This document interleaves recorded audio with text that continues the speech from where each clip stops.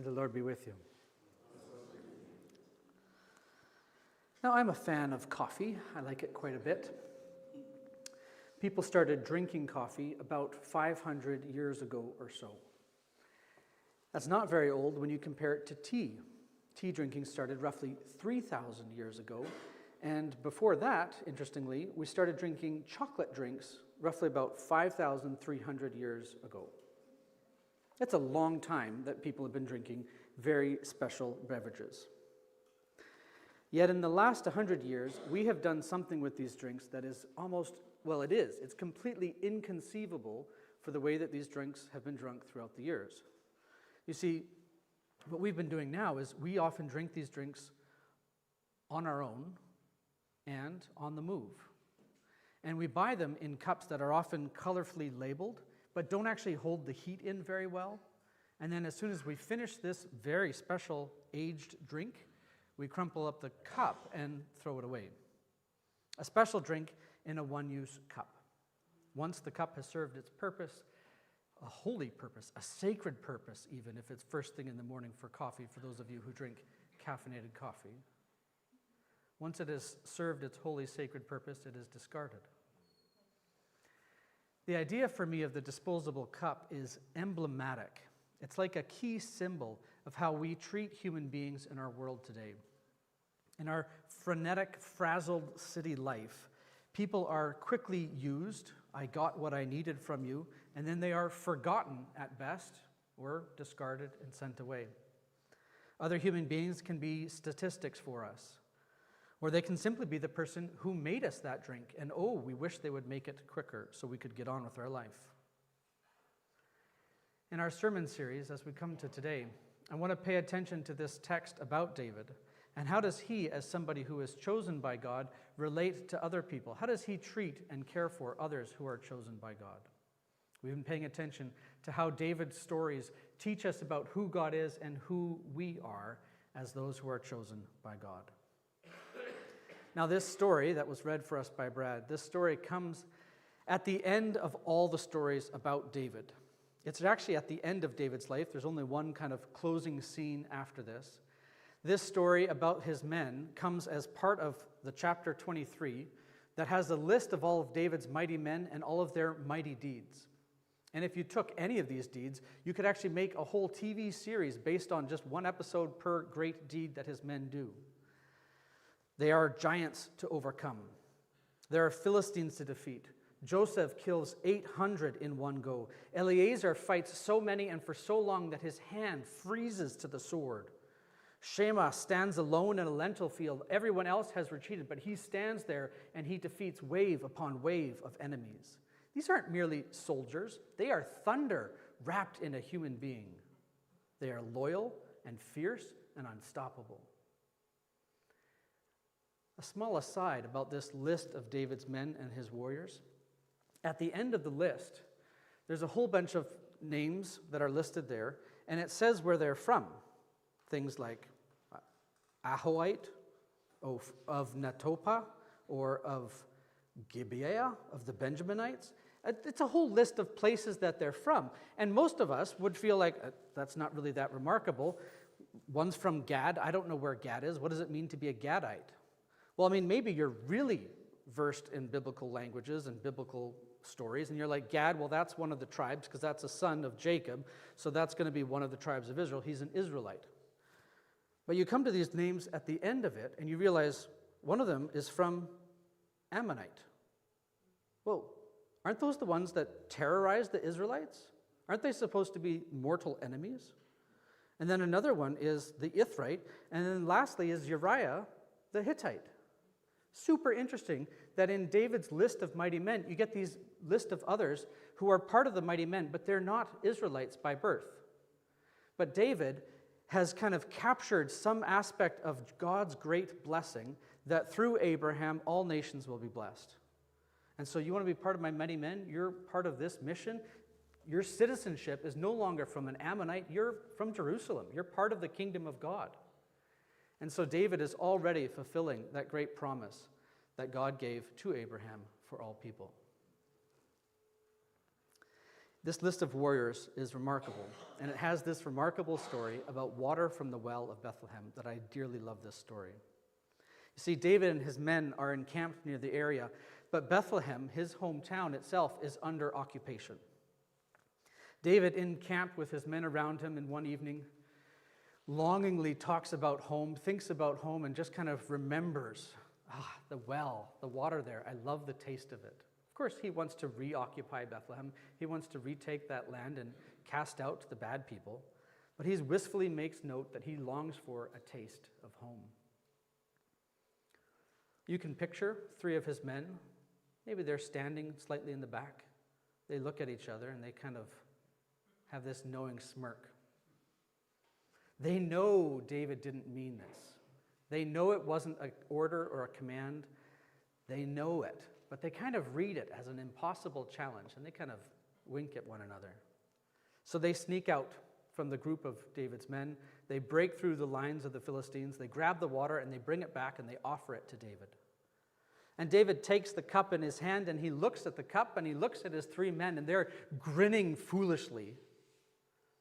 What does David do with the cup? Should he scold them? You fools! Why would you waste your life on something so silly? You know I didn't mean this. What a dumb way for you to die if you had died. What a waste it would have been. How would I have explained this to the rest of the men? Does he drink the drink? If he doesn't scold them, should he drink it? Good men. This was very brave of you. What devotion. Everyone, see all their great devotion. I will drink the drink and honor them. But no. David refuses to drink the drink, and instead he pours the water out. He knows that any of these men would give their life for him. He knows that any of these men are risking their lives every single time he asks them to take up the sword and go into battle. David knows that of the men around him, many of them will die by the sword. So he's willing to accept their blood for the kingdom. But something different is happening with this drink of water. You see, when they fight for David, they're not fighting for his kingdom, but they're fighting for God's kingdom. And this water for him, it was very special, but he refuses to drink it because he will not consume them. David refuses to consume his own men, pours out the water, pours it out to the Lord because he will not take personal pleasure or personal gain from the sacrifice of his men. Oh, how I wish David had learned this lesson. Because, of course, he will consume Uriah the Hittite in order to take his wife. And oh, how I wish that Christian leaders throughout history had learned this lesson. Oh, how I wish Christian brothers and sisters knew what it meant to consume one another. As Paul says in one of his letters, the whole law is summed up by a single commandment: you shall love your neighbor as yourself. If, however, you bite and devour one another, take care that you are not consumed by one another. Because we do. We do consume one another. Think of an example of a director directing a movie. And a director can be so forceful, and oftentimes we see that picture, well, genius has to be forceful. And the director can say, actors, you have to bring my vision into reality. Stop being creative here and just do it the way I'm telling you to, because my genius needs to be revealed. A way of consuming the other person's talent in order for your vision to be made real. Not for the greater work of the art done together, but for your own. And all of us can find ways of consuming others around us instead of caring for them. Last week, I talked about how friendship can be transactional and rather than a true bond. When friendship is transactional, you're really just consuming the other person, aren't you? Or perhaps networking has replaced neighborliness. Or you can express compassion in order to look good. You're actually consuming the other person. Or in sports, we can consume the performers until they get so injured they can no longer continue. And we think about the damages to heads, to minds, from being hit in the head too many times. For my pleasure, this person has given their life. And in churches, we see people as stats for the annual report, as volunteers to fill holes, or as funders to make the vision a reality, rather than souls to be loved. And we see people in service industries as lesser people who don't deserve our full attention. They're not really that successful. So what does this story about David give us? What does it tell us about David as God's chosen and about ourselves? Well, for one, as I've talked about, it means that we refuse to consume one another. And secondly, it tells that life lived for God is more than just doing stuff. It's more than merely duty. When we've been talking about the chosen, what does it mean to be chosen by God over these last few weeks, perhaps you've been thinking in your mind, and I don't imagine you have been because I've been trying very hard not to say this, but perhaps you've been thinking, well, if I'm chosen by God, it's like being drafted into the service. I've been drafted into the service for God, and I have a list of things that I'm supposed to be doing, and I need to go out and do those so that I don't feel guilty like I'm wasting what I've been called to do. But I think this text tells us something more. Being called, being chosen by God, is an invitation into the great story. And the great story of God and God's people has beauty, doesn't it? Has tragedy and comedy. It has poignant moments, poetry, and so much more. It's an invitation to us to not merely perform acts of service, getting everything just right in our church, making sure everything is perfect. That's not the point. We're meant to be swept up into something that is alive, a story that is full of danger and wonder and costly love. But it can still live with a weight on us, where we can feel, okay, fabulous story. I need to make sure in my life that I don't consume others. So I think it's important to recognize that there is also incredible good news when we pay attention to the full story. Because the gospel of Jesus, the good news of Jesus, gives us an even greater picture of this kind of passionate, fully alive, costly devotion. You see, Jesus never entered into any battle. He wasn't a war hero with tales of valor, and he didn't personify any kind of warrior culture, but his adventures with his disciples had passion and intensity and revealed to us a new kingdom and a new way to fight. You see, on the night that he was betrayed, he did not find some way to drink their devotion to him, and he made sure not to consume his followers, and instead he takes up the cup. And he says, "This is my blood, which has been poured out for you and for many."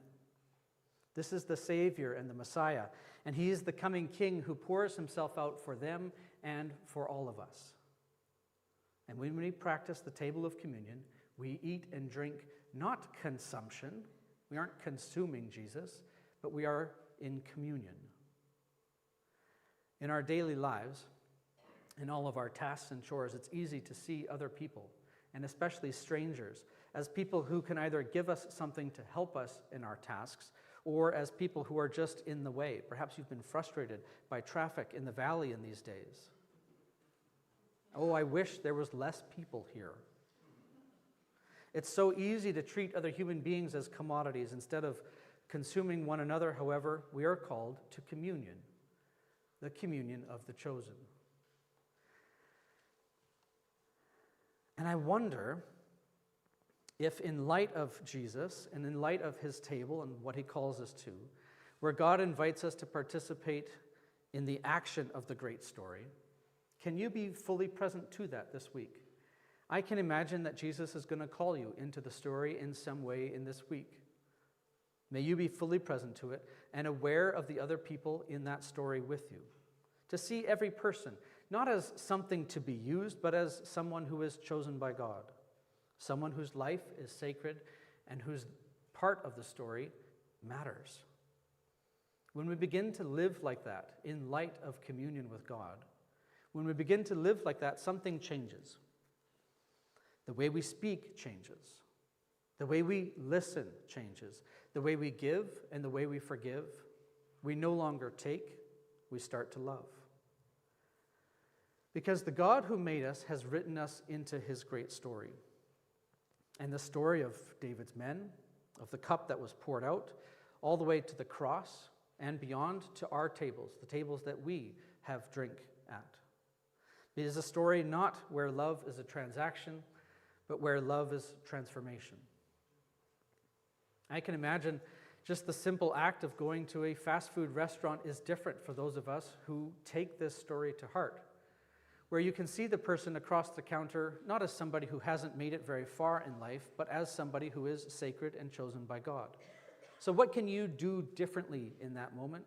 Well, perhaps it's just as simple as, can I pray for this person across the counter from me?